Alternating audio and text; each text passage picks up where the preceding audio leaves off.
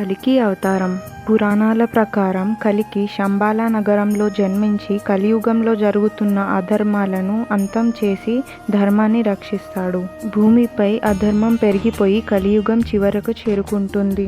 అప్పుడు మనుషులందరూ నీతిని ధర్మాన్ని మర్చిపోతారు, నీచులుగా మారిపోతారు మరియు ప్రాణులన్నీ నశిస్తాయి. ఆ సమయంలో శ్రీ మహావిష్ణువు కలికి అవతారాన్ని ధరిస్తాడు. అలా అవతరించి పరశురాముడి దగ్గర శిక్షణ పొంది మహావీరుడిగా మారిపోతాడు. శివుడికి తపస్సు చేసి శివుడి దగ్గర నుండి దేవదత్త అనే ఒక తెల్ల గుర్రాన్ని, సుఖ అనే ఒక భవిష్యత్తు చెప్పే చిలుకను, అలాగే ఒక శక్తివంతమైన ఖడ్గాన్ని ఇస్తాడు.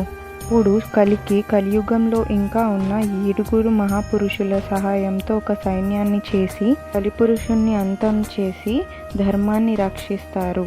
అలాగే సత్యయుగాన్ని స్థాపిస్తారు అని కలికి పురాణంలో చెప్తున్నారు.